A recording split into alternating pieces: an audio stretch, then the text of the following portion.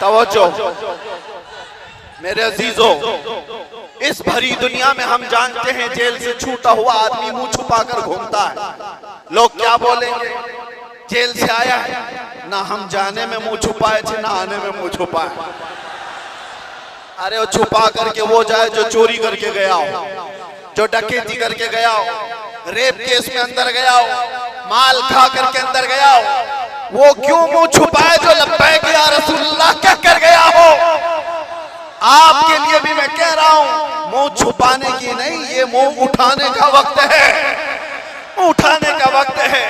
इसलिए कि मेरे अजीजों, उस नामे पाक के बाद अगर कोई मुसीबत आती है तो ये हुकूमतें या ताकतों के जरिए से वो तो जरिया बनते हैं। असल बात ये है कि हमें अल्लाह तबारक व तआला उस अजीम इम्तिहान से गुजारना चाहता है जो बिलाल हबशी को दिया गया है, जो खब्बाब बिन अल-अरत को दिया गया है, जो खुबैब बिन अदी को दिया गया है, जो ज़ैद बिन दसना को दिया गया है।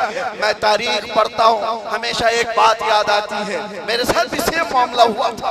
हालांकि कंपैरिजन कुछ नहीं, बिला तशबीह बिला तमसील। इमाम अहमद बिन हंबल 5 लाख हदीसों के हाफिज हैं। आपको एक फतवे की वजह से 3 बार कोड़े मारे गए, 3 बार। और कोड़े किसको कहते हैं? ये जो कमर का बेल्ट है इसको नहीं, वो चमड़े का पट्टा होता था, एक बार मारते थे तो चमड़ी लगकर आ जाती थी। ऐसे कभी 80 कोड़े, कभी 100 कोड़े। इमाम अहमद बिन हंबल को जब ले जाया जा रहा था, ये तीसरी मर्तबा था, वक्त का खलीफा जब जल्लाद को हुक्म दिया कि इस बार फिर इनको कोड़े मारो, इनको फतवा वापस लेने के लिए कहो। एक शख्स ने कान में आकर के कहा, वो भी बड़े आलिम थे उस वक्त, कहा कि आप मुझसे कान में कह दे से मैं सारा मामला सही कर लूंगा, निपटा लूंगा। आपने कहा मेरे मुस्तफा की इज्जत और उनकी शरीयत कानों में नहीं बोली जाती, कानों में नहीं। इसलिए हम भी भरे मजमा में कहते हैं। आप जा रहे थे तो एक मशहूर चोर था, बगदाद था, उसने पुकार करके क्या कहा, अहमद बिन हंबल सुनो, मैं चोरी में 1500 कोड़े खा चुका हूं। चोरी कर कर करके बार बार पकड़ा जाता हूं, कोड़े खाता हूं, लेकिन फिर भी मैंने चोरी नहीं छोड़ी, चोरी अभी तक मुझसे छूटी नहीं है। ऐ अहमद बिन हंबल, मैं चोरी छोड़ भी दिया अगर, तो ज्यादा से ज्यादा मेरे बच्चों के पेट पे फर्क आ सकता है। आप ये कोड़ों के डर से हक बात बोलना ना छोड़ें, इसलिए कि अगर आप समझौता कर लिए तो पूरी उम्मत बर्बाद हो जाए। इमाम अहमद बिन हंबल कहते हैं, अच्छों से बढ़ करके उस चोर ने दर्स दिया था, उस चोर ने सबक सिखा दिया था कि लोग सजाओं के डर से जब चोरी नहीं छोड़ते तो हम सजाओं के डर से मेरे मुस्तफा का नाम लेना क्यों छोड़ दो, हुजूर की इज्जत पर बात करना क्यों छोड़ दो। और अब तो हमें पता है हमारी जिंदगी बची क्या है, हमारी जिंदगी की असर हो गई। जिसकी उम्र 40 साल के करीब होती है, वो कहा जाता है असर का वक्त हो गया उसकी जिंदगी। असर से मगरिब में कितना टाइम रहता है? सूरज डूबने को बहुत थोड़ा सा वक्त रहता है। हमारी जिंदगियों की असर हो गई, मगरिब में थोड़ा सा वक्त बाकी है। जो जीना था रब तबारक व तआला ने खुशियां अता की, बचपना भी खुशहाल, हमारी जवानी भी खुशहाल, हमने जो पढ़ना था पढ़ लिया, शादी बच्चे सब हो गए, तिजारत भी हो गई, माल भी, घर भी, सारी चीजें अल्लाह ने जो जीने की दुनिया में सराय सब अता कर। अब इस वक्त जब असर से मगरिब का वक्त हो चुका हो, आदमी अगर अल्लाह के जिक्र से मुंह फेर ले और इधर सूरज डूब जाए तो फिर उसकी जिंदगी इससे ज्यादा नहुसत में नहीं आ सकती। उससे बदकिस्मत कौन है जिसकी फजर अच्छी हुई, ज़ोहर अच्छी हुई, असर तक अच्छे पहुंचा और असर के बाद बिगड़ गया, तो उससे बढ़ करके बदनसीब कौन है। इसलिए मेरे अजीजों, अब तो हम कंप्रोमाइज नहीं करने वाले, अब तो हम समझौता नहीं करने वाले। अब जो होना है, जिसको हमारे मुहावरों में कहा जाता है, जब सर ओखली में रख दिया तो मुसल से क्या डर, आदमी को पता है। बहरहाल आपसे मेरा एक मैसेज है, आपसे मेरा एक पैगाम, ये और फितनों का दौर आता जाएगा और फितनों का दौर बढ़ता जाएगा। मेरे नबी पाक सल्लल्लाहु अलैहि वसल्लम ने फरमाया, मैं देख रहा हूं फितने मेरी उम्मत पर इस अंदाज से आ रहे हैं जैसे बारिश के कतरे जिस तरह आ रहे हैं, इस तरह से फितने आएंगे। तस्बीह का दाना यानी तस्बीह उसकी गांठ अगर टूट जाए तो दाने किस तरह से बिखर जाते हैं। हुजूर पाक फरमाते हैं उम्मत में फितने इसी तरह से होंगे, एक दाना पकड़ने जाओगे दूसरा सरक जाएगा, दूसरा पकड़ने जाओगे तीसरा निकल जाएगा। तुम एक फितने से निकल करके आ रहे होगे, दूसरा सामने होगा और तुम ये कहोगे इससे बड़ा फितना तो मैंने देखा ही नहीं, जबकि उसके बाद फिर फितना आएगा। हुजूर फरमाते उसको देखकर फिर कहोगे तुम इससे बड़ा तो मैंने देखा ही नहीं। इस दौर में हम जिंदगी गुजार रहे हैं। हर आने वाला दिन एक नया फितना लेकर के आएगा।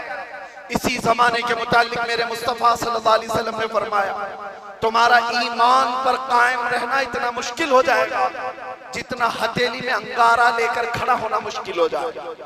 आग का अंगारा लेकर आदमी हथेली में खड़ा हो सकता है, इतना ही मुश्किल हो जाएगा। मैं देख रहा हूं उस दौर को, लोग हवाओं में ईमान बेच देते। आज जिसकी हवा देखा उसकी बोली बोलना शुरू कर दिया। इधर आंधी चल रही है उसके पीछे भाग गए।